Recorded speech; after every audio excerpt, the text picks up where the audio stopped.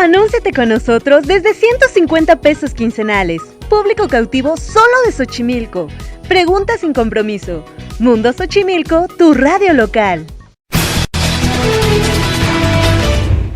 Y regresamos aquí a su programa Cartas sobre la Mesa y estamos platicando con el licenciado Alejandro Velázquez sobre todo lo que se aconteció en este proceso donde ellos fueron pioneros para solicitar el Instituto Electoral la revocación de mandato de un alcalde, en este caso de José Carlos Acosta Ruiz. Alejandro, ¿el Instituto Electoral de la Ciudad de México, institución carnal de Morena? Pues podemos decir que sí actúa favorablemente a sus intereses. En este caso, del alcalde de Xochimilco, sí. O sea, sí actúa favorablemente a sus intereses. Digamos que no puedo asegurar de forma intencional o no, pero está ocurriendo en los hechos. O sea, en los hechos, la forma en la que ha actuado, tanto en las asambleas comunitarias, para nombrar a los representantes de los pueblos Xochimilco, en temas de presupuesto participativo también, y en cuestiones de esta revocación de mandato, ha actuado de una u otra forma, Inclina la balanza. coordinada, inclinando la balanza. Y lo vivimos desde el 2021, ¿no? Sí, desde el 2021.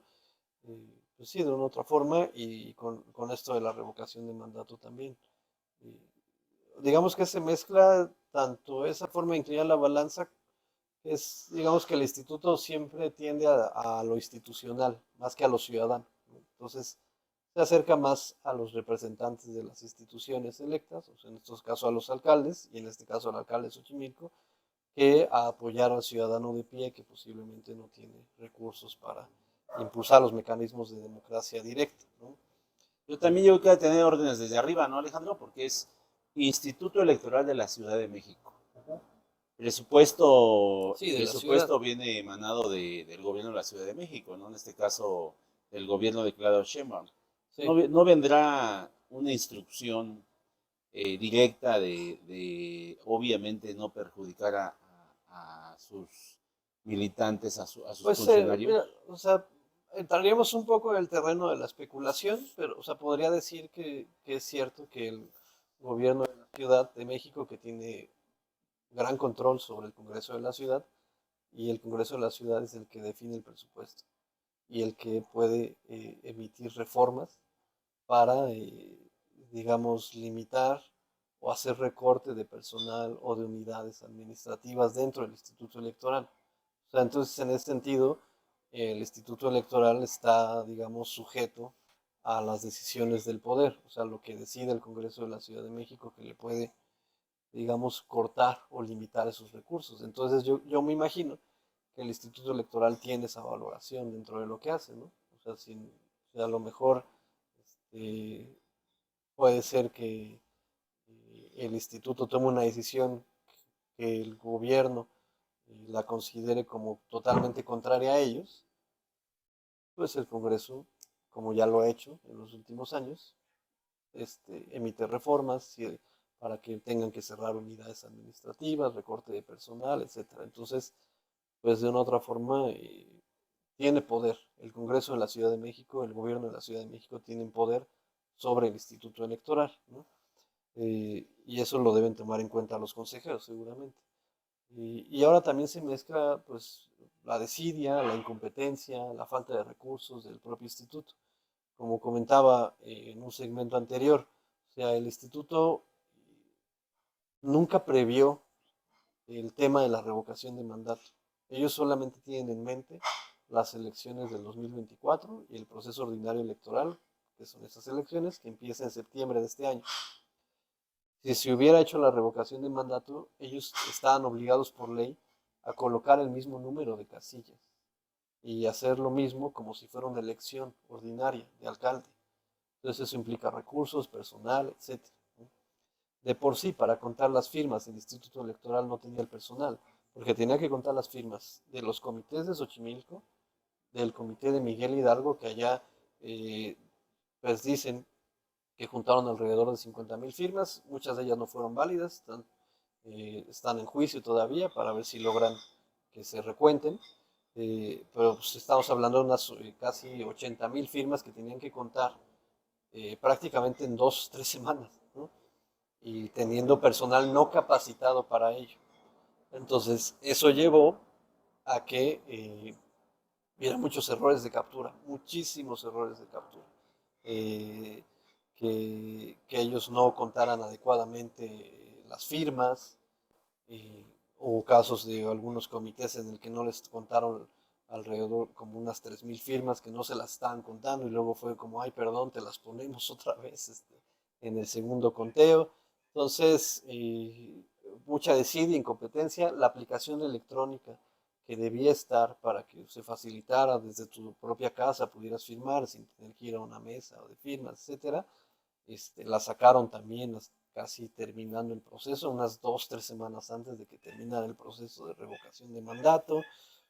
Entonces el instituto no quería, o sea, en realidad el instituto no quería que se hiciera la revocación. ¿Para qué hacerlo más largo? Ellos no querían, es demasiado trabajo para ellos, no tenían a tener personal, no iban a tener los recursos, iban a meter en más problemas, yo me imagino que eso valoraron y ya iban a tener que empezar a organizar la elección del 2024. Entonces no quisieron ese paquete, lo rechazaron, hicieron todo por las patas, ¿no? Que fue la parte más fácil del instituto, ¿no? Porque si ya se venía de una inquietud del 2021, cuando inclina la balanza hacia José Carlos Acosta Ruiz, que mucha gente sabía que había perdido, a pesar de que supuestamente habían esos 1,000 votos de diferencia, durante el proceso de la votación de ese 2021, pues la oposición tenía todo para ganar. Y de repente en el conteo hubo pues ese sentir de cómo fue que de repente alcanzó o se mantuvo José Carlos en la contienda, si le iban ganando en muchos distritos, ¿no? Sí. Yo creo que fue el primer paso de darnos cuenta que el instituto, pues como tú dices, sirve a los intereses de quien gobierna, ¿no? Y pues, posteriormente, ahorita lo ratificas con el tema de las firmas, y que yo creo que habiendo una voluntad, si este proceso hubiera sido para un alcalde de oposición, yo creo que les juntan 60,000, ¿no, Alejandro? Pues fue lo que pasó en Miguel Hidalgo. O sea, en Miguel Hidalgo juntaron muchas firmas. eh, Ahí, digamos, pues de una otra parte sí hay mucha militancia de Morena que estuvo involucrada, o al menos afines, o incluso personas que trabajaron con el anterior alcalde, estuvieron promoviendo la revocación de mandato de Miguel Hidalgo y ahí, digamos, sí tuvieron una estructura que les permitió juntar al menos lo que ellos dicen 50.000 firmas, ¿no? De esas, pues, creo que con unas 20.000 el instituto dijo que no eran válidas, y se quedaron como en la línea y por eso te digo, lo están peleando en tribunales, ¿no? Pero eso de una u otra forma muestra, o sea, sí hubo esas dos visiones, o sea, sí hubo un alcalde de Morena, un alcalde de la oposición en la revocación del mandato, y el instituto hizo lo mismo con los dos, o sea, así como, pues yo aquí no quiero tener problemas con nadie, Más no, chamba, no me ¿no? interesa la democracia directa, y que es hasta cierto punto absurdo que el Instituto Electoral de la Ciudad de México tenga esos planteamientos en los hechos, pero eso fue lo que ocurrió, o sea, no quiso meterse en broncas con nadie, con ningún partido, y más bien hizo todo lo posible porque no se llevara a cabo ninguna revocación. O sea, ellos hicieron todo lo posible porque aparecieron todos los errores posibles para no llevar a cabo este proceso, Alejandro. Así es, sí, y aunado a la falta digamos, de personal, y hay ilegalidades e irregularidades cometidas flagrantemente. O sea, nosotros, por ejemplo, no nos permitieron ejercer nuestro derecho de audiencia para revisar algunas firmas, muy pocas en realidad. Ahí sí podemos decir que nuestro porcentaje de eficacia de firmas válidas fue el más alto de todos los comités de la Ciudad de México. Pues porque actuamos de forma honesta, no tenemos copias de credencial de lector de nadie, ¿no? Que eso puede ser muy fácil. Tienes tu bonche de copias de credencial de lector que piden los operadores políticos de los partidos y de ahí sacan las firmas. Nosotros no tenemos eso. Nos parece inmoral llevar a cabo esos actos. Entonces nuestro porcentaje es alrededor del 95% de firmas eficaces, ¿no? O sea que sí, que no tuvieron algún error de las firmas validadas, a comparación de otros comités que gran parte de sus firmas fueron declaradas inválidas por el instituto, que bueno, ahí hay que revisar por esta situación. No nos dieron derecho de audiencia. O sea, nosotros le dijimos al instituto, bueno, tú dices que estas firmas son de estas personas que no están en Xochimilco, ¿no? Entonces permítanos verlos para ver si no te equivocaste tú en la captura, o a lo mejor lo que puede haber pasado es que muchas veces personas también tienen dos credenciales de lector, ¿no? Que se les hace fácil sacar una de aquí y otra de allá después, no cancelan una y digamos que eso también puede ser una cuestión que haga que haya firmas de otras partes, ¿no?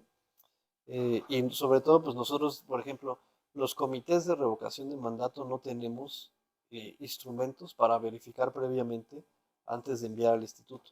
O sea, si alguien nos dice, pues miren, yo les conseguí estas firmas, tengo este formato de 10 firmas, nosotros no tenemos cómo revisar si esas firmas son reales, ¿no? O sea, nosotros confiamos en que la gente dice, bueno, pues quiso participar, quiso apoyar el proceso, etcétera, pero antes de que nosotros lo enviemos al instituto, no hay forma de que podamos verificarlo, porque no tenemos el listado electoral, no tenemos el equipo que tiene el Instituto Nacional Electoral para ver rápidamente la clave que le llaman el OSR, que nada más la escanean y ven rápido si está ahí. Eso no lo tenemos. Entonces, si el instituto no nos da la garantía de audiencia para revisar previamente, pues imposible Y poder las saber facilidades, ¿no? Como las dices, nunca facilidades. hubo facilidades. Nunca hubo facilidades para poder revisar si lo que estaba diciendo era cierto o no. Por eso nosotros metimos un juicio que seguramente vamos a ganar, 100% seguro que lo vamos a ganar, donde se va a anular esta determinación del Instituto Electoral, donde dice que hubo firmas inválidas que nosotros presentamos. Aquí nosotros solo hablamos por nuestro comité, ¿no? Pero yo creo que la resolución vendrá destiempo. Sí, Porque porque llegará septiembre y sí, como marca ya la no, ley, ya no va a haber, ya no va a haber ya no va a tiempo. haber oportunidad de hacerlo. O sea, Así es. aunque se haga, y bueno, nada más para terminar, la idea, el problema es que el Instituto Electoral realmente con esa resolución que emitió ya ejerció un daño moral en contra de nuestra organización. O sea, nos quiere involucrar en actos ilícitos que nosotros no cometimos porque nosotros fuimos persona por persona a recabar personalmente de ojo a ojo, de vista a vista, las El firmas. famoso verificado, ¿no? Exacto, nosotros, la gente nos daba su credencial, lo veíamos así personalmente y anotábamos sus datos. Todas nuestras firmas del comité nuestro fueron así. Y ahora pues el instituto dice otra cosa y eso ya tiene una responsabilidad que van a tener que cubrir en su momento el instituto por daño moral, porque ahora la alcaldía está haciendo asambleas, convocando a reuniones para dar a conocer la resolución del instituto, que es una resolución que se va a caer, ¿no? Y Pero es eso ya algo, nos está afectando. y eso quería comentarte, Alejandro. En ese mundo de ensueño del alcalde, en su mundo perfecto que él cree que tiene, Sí.